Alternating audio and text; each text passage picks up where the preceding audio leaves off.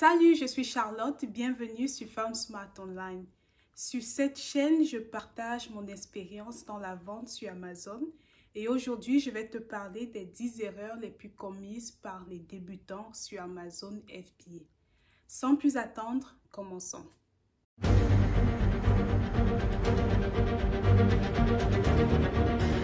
Alors, pour commencer, pour les parfaits débutants, c'est quoi Amazon FBA? Donc, Amazon, en fait, c'est une plateforme de vente en ligne. Et FBA signifie tout simplement qu'Amazon, donc la plateforme, va s'occuper du stockage et de l'envoi des marchandises quand par exemple, toi, en tant que vendeur, tu commandes, tu cherches des fournisseurs, tu commandes ton produit, tu l'envoies sur Amazon qui va se charger de stocker et d'envoyer à des clients une fois que ces clients commandent. Tu peux t'imaginer un peu simplement comme dans un marché, tu payes quelqu'un par exemple qui va s'occuper de l'emballage et qui reçoit une commission en contrepartie. Donc toi, l'avantage de ce système, c'est que ça te permet d'avoir un peu plus de temps pour justement faire ce que tu veux, par exemple passer plus de temps avec ta famille. Parce que dans le système d'Amazon FBA, Amazon va s'occuper de stocker ton article et de l'envoyer au client une fois qu'il commande. Contrairement, par exemple, au FBM, si tu as déjà entendu parler, ou dans ce cas, tu stockes les articles toi-même chez toi. Donc, imagine un peu comme le fait tout simplement d'avoir un entrepôt chez une autre personne et c'est la personne qui s'occupe de stocker et d'envoyer les produits à des clients une fois qu'ils commandent. Donc, ça, c'était vraiment pour te rappeler quelques notions de base sur la différence entre le FBM, où Amazon s'occupe de l'envoi, et le FBA. Le sujet d'aujourd'hui, c'est vraiment de te parler des 10 erreurs qui sont communément commises par les débutants sur Amazon. Donc, sans s'en rendre compte, les gens sont pressés, ils veulent juste vendre sur Amazon, alors qu'il y a vraiment des pièges à éviter. La première erreur que les débutants commettent sur Amazon, c'est le fait de ne pas s'abonner sur cette chaîne. Oui, je sais, c'est une blague, mais vraiment, si tu veux avoir plein de bonus, si tu veux avoir plein d'astuces pour pouvoir vendre et réussir sur Amazon, abonne-toi sur cette chaîne et viens tous les vendredis à 20 h heure de Paris pour bénéficier d'une formation complètement gratuite. Donc, pour revenir, soyons un petit peu sérieux. La première erreur commise par les débutants, vraiment très fréquente, est au niveau de l'ouverture du compte. Plusieurs personnes viennent dans ma formation, ont essayé de créer un compte. Ça a l'air assez facile. Oui, il suffit d'aller sur le site Amazon créer. Mais les gens commettent des erreurs au niveau de la création. Donc ça, c'est vraiment la première étape. Créer le compte n'est pas aussi facile que vous pensez. Il s'agit par exemple au niveau des informations. La première erreur, c'est que les gens ne comprennent pas à quel point il est important pour Amazon d'avoir exactement les bonnes informations. Les gens, par exemple, commencent la création du compte, ils arrêtent à un certain niveau parce qu'ils sont bloqués, par exemple, au niveau du processus de vérification. Ils laissent tomber ce compte et ils essayent de créer un nouveau compte. Là, vraiment, non, c'est une erreur à ne pas commettre. C'est de vouloir créer deux comptes avec le même nom, la même adresse, par exemple. Donc, il est important de d'abord finaliser le processus de création avec l'adresse, le nom que vous avez choisi avant d'aller créer, par exemple, un nouveau compte ou alors fermer le compte qui n'a pas été bien ouvert. Donc, très important de prendre en compte les raisons pour lesquelles Amazon refuse de valider la création du compte, de régler le problème avant de se dire que vous allez aller ouvrir un autre compte. Donc, c'est vraiment super important de prendre en compte ce facteur. La deuxième erreur que les gens commettent le plus souvent sur Amazon est au niveau du choix du compte. Beaucoup ne connaissent pas la différence entre un compte professionnel et un compte individuel. Les gens ont l'impression que pour créer un compte professionnel, il faut avoir une entreprise. Non, ce n'est pas le cas. Et il faut vraiment faire attention à ça parce que si vous créez un compte professionnel, ça veut tout simplement dire que vous allez payer par mois, alors qu'avec un compte individuel, vous payez par article envoyé, soit environ 1 euro, $1. Donc, il faut vraiment faire attention à ça. Le fait de prendre un compte professionnel ne veut pas dire que vous avez besoin d'une entreprise. Et ne confondez pas en fait le fait d'avoir un compte professionnel avec le fait d'avoir un compte individuel, vous payez chaque mois. Donc, rien à voir professionnel et le fait d'avoir une entreprise. Donc, c'est une des erreurs que les gens, les débutants commettent le plus souvent sur Amazon. Parfois, beaucoup voudraient créer un compte individuel, donc où ils n'ont pas besoin de payer chaque mois et se trompent dans l'ouverture du compte et créent un compte professionnel. J'ai fait une vidéo sur cette chaîne YouTube où je montre comment créer un compte, comment ouvrir son compte lorsqu'on est débutant. Et je te conseille vraiment, si tu n'as pas encore ouvert ton compte, de regarder cette vidéo. Elle te montre vraiment la bonne méthode pour pouvoir ouvrir ton compte sur Amazon. Les gens me demandent par exemple, c'est quoi l'avantage, le compte professionnel, le compte individuel? Ben, le compte professionnel a des avantages, notamment par exemple au niveau de la publicité. Tu ne peux pas faire de la publicité avec un compte individuel. C'est pour ça que les gens choisissent le plus souvent de s'enregistrer avec un compte professionnel. La troisième erreur la plus commise par les débutants sur Amazon, c'est le fait de considérer Amazon comme un hobby, comme un loisir. Amazon, c'est un business. Il faudrait vraiment le prendre sérieusement, mettre les chances de son côté pour être sûr de réussir. C'est pas un passe-temps, c'est pas un loisir. C'est pas pour rien que, par exemple, pour la création du compte, Amazon vérifie systématiquement chaque compte qui est ouvert un par un. Et par exemple, au niveau du nom de l'adresse, c'est vérifié à la virgule, à la lettre près. Donc, Amazon n'est pas un jeu. Si tu veux te lancer sur Amazon, mets toutes les chances de ton côté pour réussir. C'est pour ça que je conseille de te former. C'est super important. Tu peux regarder par exemple la formation que j'offre sur www.femsmartonline.com ou alors choisir une autre formation. Le plus important, comme je disais, c'est vraiment de choisir une formation qui te correspond. Fais attention à vraiment communiquer avec la personne qui donne la formation avant de la choisir pour être sûr que ce soit une formation que tu puisses en rentrer en contact avec ton coach en cas de besoin. Que ce ne soit pas juste une formation qui a déjà été enregistrée depuis des années et que toi, tu vas venir juste suivre.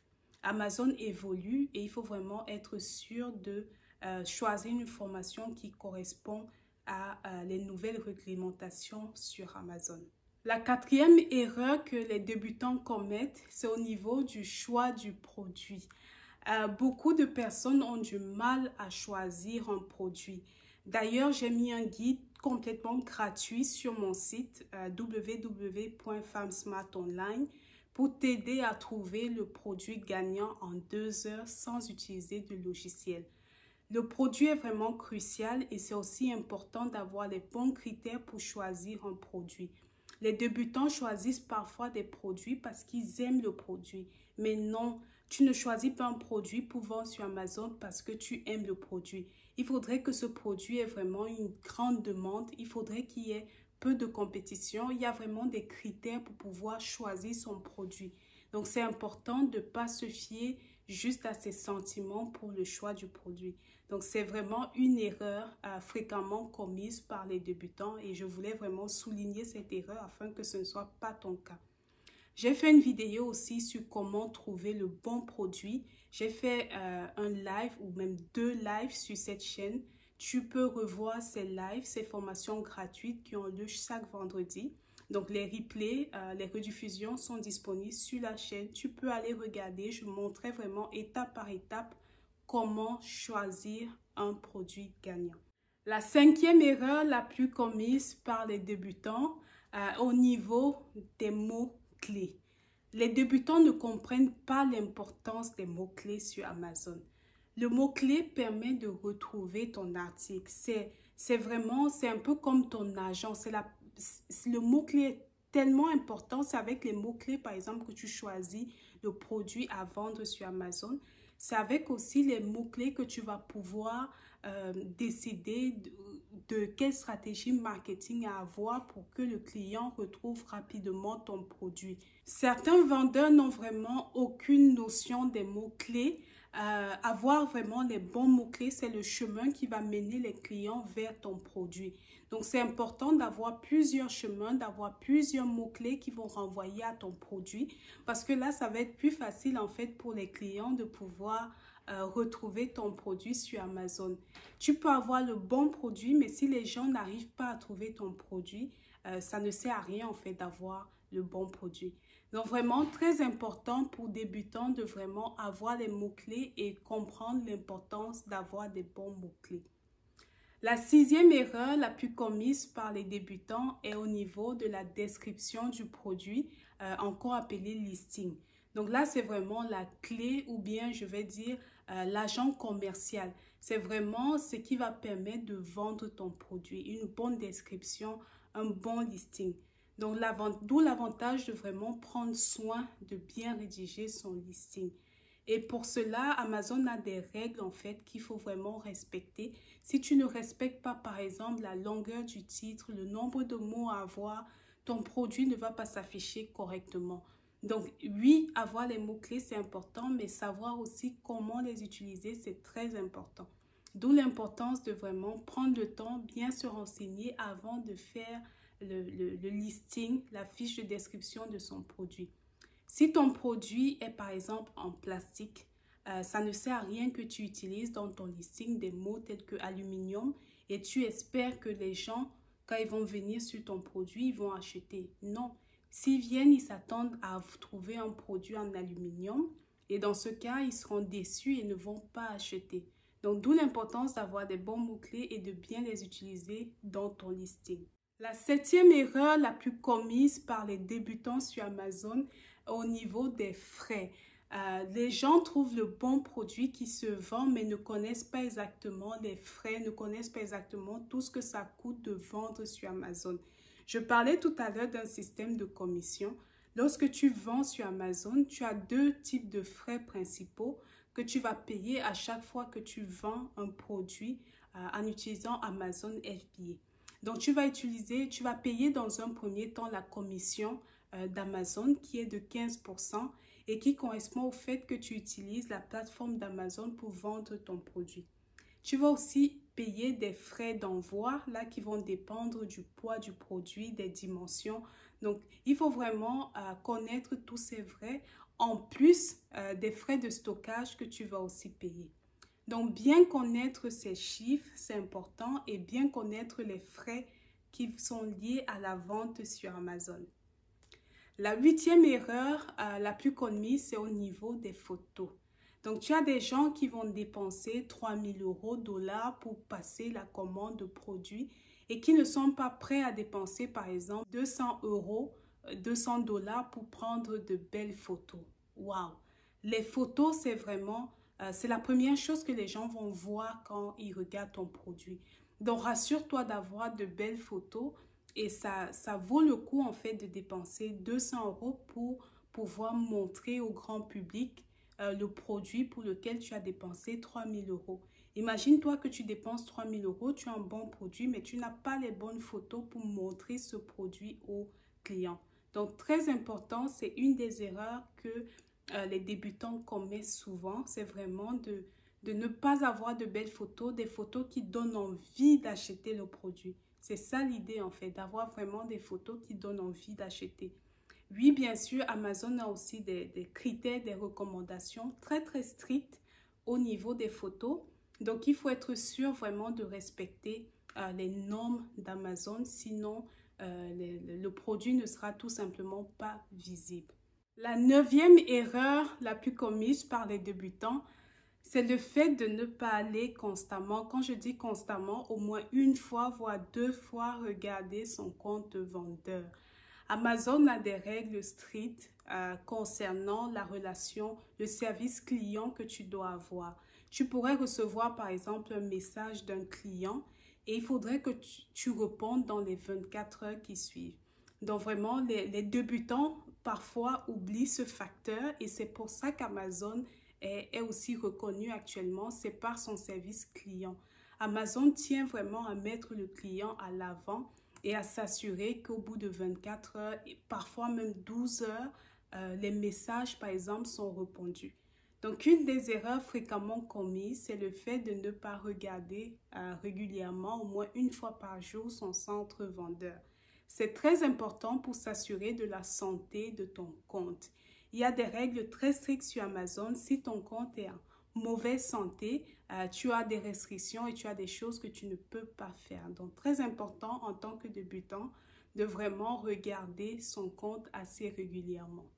La 10e erreur la plus commise par les débutants rejoint la 9e erreur et se situe au niveau du service à la clientèle, de la relation avec les clients. Les nouveaux ne comprennent pas l'importance, l'opportunité qu'il y a derrière un message d'un client. Par exemple, un client t'écrit et te dit « J'ai reçu un article qui est défectueux, etc. » Qu'est-ce que tu fais? Un débutant va se dire « Non, mais il a reçu l'article, peut-être que l'article arrivait bien, il veut juste se faire rembourser, etc. » Un ancien vendeur va voir ça comme une opportunité parce que la personne aurait tout simplement pu directement renvoyer l'article et se faire rembourser. Amazon met vraiment le client en avant. Le fait que le client te contacte te donne l'opportunité de gagner la confiance de ce client.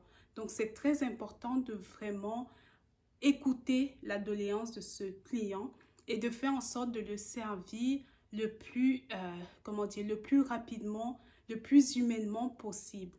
Et avec un tel service, la personne va être vraiment agréablement surprise et recommander tes produits à d'autres personnes. Donc voilà pour les 10 erreurs les plus commises sur Amazon. Merci d'avoir regardé cette vidéo et bien sûr, si tu as trouvé le contenu intéressant, abonne-toi à cette chaîne pour recevoir encore plus de contenu comme cette vidéo. N'oublie pas, c'est très important de vraiment mettre le client au centre de tes actions. C'est très important aussi, si tu veux te lancer sur Amazon, de mettre les chances de ton côté. Amazon n'est pas un jeu, Amazon n'est pas un hobby, c'est vraiment un business. C'est un business qui peut te permettre d'obtenir ta liberté financière. Mais avant de l'obtenir, il va falloir aussi mettre des efforts. Donc voilà, à bientôt.